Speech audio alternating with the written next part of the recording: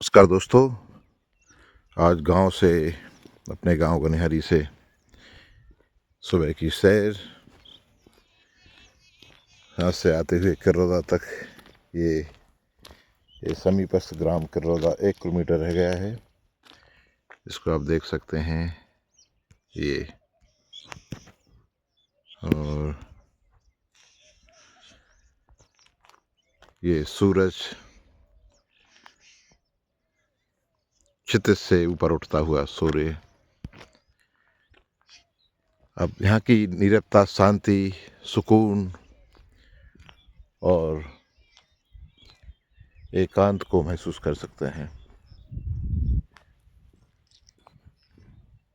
गांव की टगर की, खेतों की सुबह कितनी शांत, एकांत भरी और शुद्ध होती है। यहाँ का वातावरण, आप ऑक्सीजन अपार मात्रा में यहाँ पा सकते हैं। अब देखिए किस तरह से अभी कोई भी यहाँ नहीं दिख रहा है।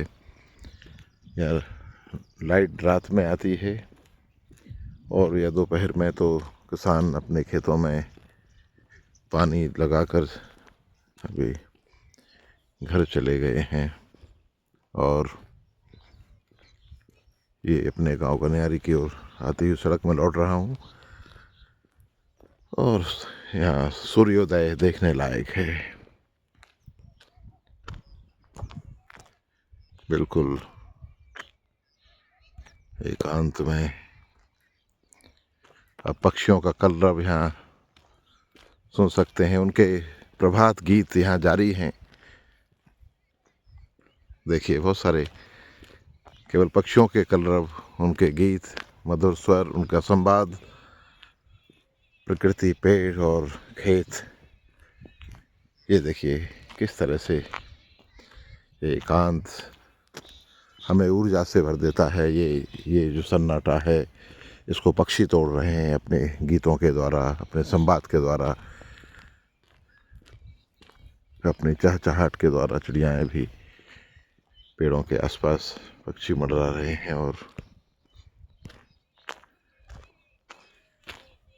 ये देख सकते हैं बिजली के तारों पर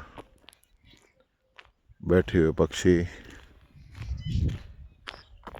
यहाँ पर सोयाबीन या मक्का की कटाई के बाद, थ्रेसिंग और हार्वेस्टिंग के बाद किसान खेतों में पानी दे रहे हैं, पलेवा कर रहे हैं। और कुछ खेतों में बोनी भी हो चुकी है। गेहूँ आप आगे देख सकते हैं, हरियाली गेहूँ की। बाकी पानी देने के बाद फसल बो दी जाएंगी। पक्षी आसमान में भ्रमण करते हुए और सूरज धीरे धीरे ऊपर जाता हुआ। ये अद्भुत और ऊर्जादायी सुबह है। जबकि सुबह की सैर के बाद आज मैं ही रुका था, तो सुबह की सैर के बाद, सैर के वक्त मैं एक खास मुकाम पर आकर यहाँ से लौट रहा हूँ। ये पक्षी देखिए किस तरह से अपनी ही मस्ती में उड़ रहे हैं। और कुछ तारों पर बैठे हुए हैं। तो दोस्तों, एक तरफ महानगरीय सन्नाटा, महानगरीय कोलाहल, शोर, महानगरीय प्रदूषण, भीड़, कंक्रीट के जंगल, और दूसरी तरफ गांव की शांति, नीरवता, एकांत, ये सन्नाटा, ये सूर्योदय, ये शुद्ध वातावरण, पर्यावरण की यहाँ 100% शुद्धता, सेहत और मन के लिए, शरीर के लिए हर तरह से ऊर्जादायी, आनंददायी, फायदेमंद।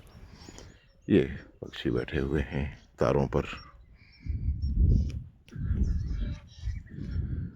और इसको शूट करके करने का मकसद ये है कि गांव की जो शांति है, खेतों का जो एकांत है और गांव की सुबह है जो उसको आपको बताना है। बहुत सारे झुंड में पक्षी सामने से निकलते हुए ये एक साथ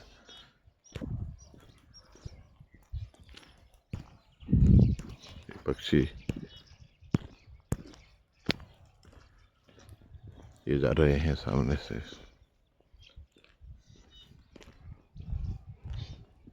और यहीं आसपास हमारे खेत हैं और प्रकृति को आप यदि महसूस करें तो बहुत करीब से आप प्रकृति को जान पाएंगे। तो निसंदेह आपको अपार ऊर्जा से प्रकृति भर देती है। हम जितने दूर जाते हैं प्रकृति से, हम उतने ही कृत्रिम होते चले जाते हैं, हम उतने ही नकली हो जाते हैं, हम बनावटी होते चले जाते हैं। और ऐसा करके हम प्रकृति के तमाम उपादानों का लाभ लेने से खुद को वंचित करते चले जाते हैं। हर तरह से प्रकृति से दूर होना मनुष्य के लिए खतरनाक है। और एक खजूर से सूरज, देखिए क्या दृश्य बनता है।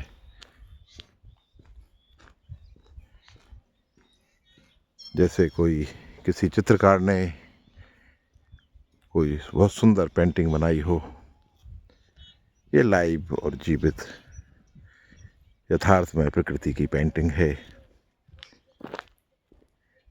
कलाकार इसी दृश्य को, इसी तरह के दृश्यों को आत्मसात करके उसे अपने कैनवास पर उतारते हैं।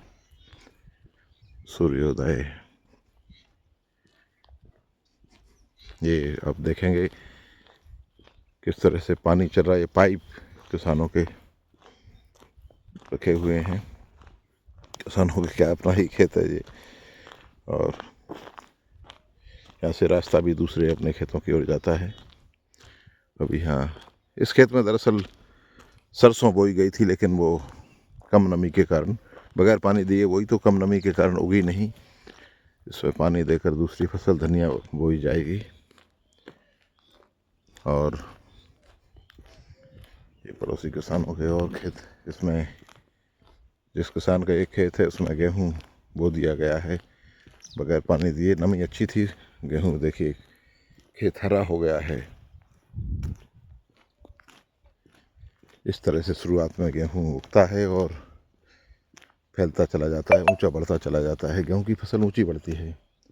ये घास है, बुंदेली में इसको हम लोग गुनैया कहते हैं। ये देखिए आप, ये पक चुकी घास है। इसका इकट्ठा करके काट कर, बड़ी मात्रा में पहले पड़ती ज़मीन होती थी तो ऐसी घास को काट कर इकट्ठा करके गंज लगा दिए जाते थे। और बैलों को चढ़ने के लिए, मवेशियों को चढ़ने के लिए साल भर को इकट्ठा किया जाता था। ये छोटा सा पानी इकट्ठा करने के लिए बनाया गया ये छोटा सा ताल, गड्ढा इसको कह सकते हैं। इससे पानी दिया जाएगा। ये ट्रांसफार्मर रखा हुआ है।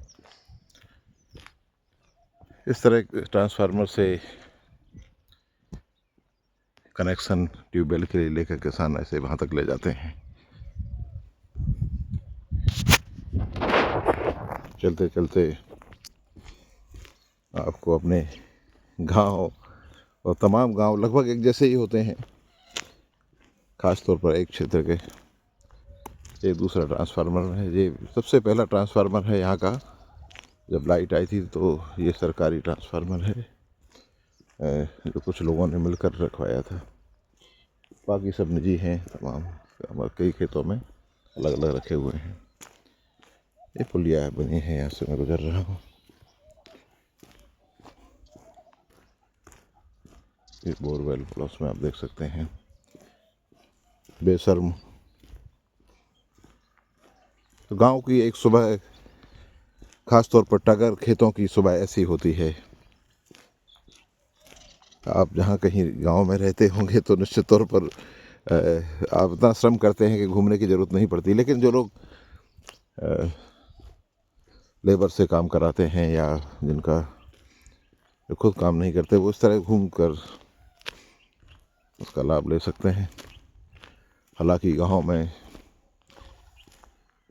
साथी किसान साथी बहुत श्रम करते हैं। ये बेशर्म इस नाले में इसका साम्राज्य स्थापित हो गया है। पहले बागड़ों में ये खूब हुआ करती थी, लेकिन अब बहुत दुर्लभ कहीं कहीं इस तरह के नालों में ही या पड़ती ही छोटी ज़मीन में कहीं देखी जा सकती है।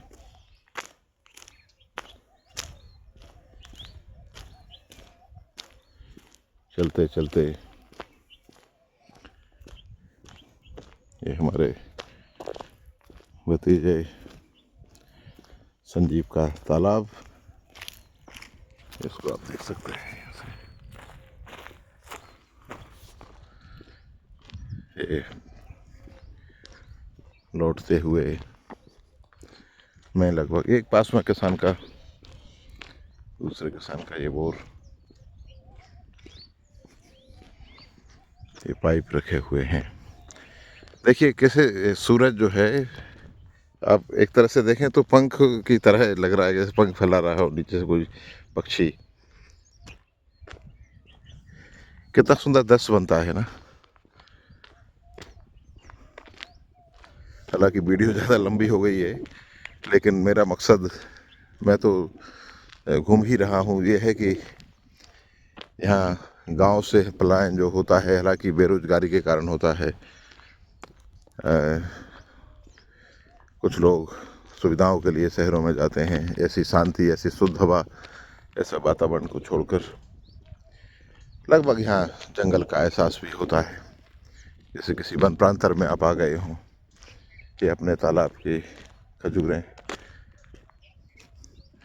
और लेकिन मैं समझता हूँ कि यदि सरकारें ग्रामीण क्षेत्रों में रोज़गार मुहैया कराएं, यहाँ उद्योग स्थापित करें, रोज़गार के संसाधन दें, युवाओं को सब्सिडी दें और अपना कुछ उद्योग या कुछ लघु या कुटीर स्थापित करने में मदद करें, चाहे वो डेयरी के लिए, चाहे कृषि से जुड़े तमाम उत्पादों के लिए, उससे संबंधित कुछ भी, फलोत्पादन के लिए, सब्जी के लिए, तो निश्चित तौर पर पलायन रुकेगा और गांव आबाद बने रहेंगे, समृद्ध होंगे। और शहरों में जो भीड़ चली आती है मजदूरी के लिए, और वो कंक्रीट के जंगल में, ऐसे स्वर्ग को छोड़कर वहाँ कंक्रीट के जंगल में कहीं स्लम एरिया में कहीं भीड़ भाड़ में खो जाती है और उसका कोई भविष्य नहीं होता, तो वो रुकेगी, वो पलायन रुकेगा।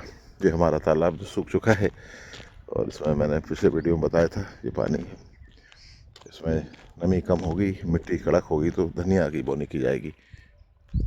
और अभी यहाँ गेहूँ और फसल में कह रहा था कि जो सरसों बोई थी उगी नहीं, ये भी यहीं कहीं कहीं दिख रही है, इसलिए इसमें भी पानी देकर धनिया की बोनी की जाएगी। तो वीडियो काफ़ी लंबा हो गया। सुप्रभात दोस्तों, बहुत बहुत धन्यवाद, नमस्कार।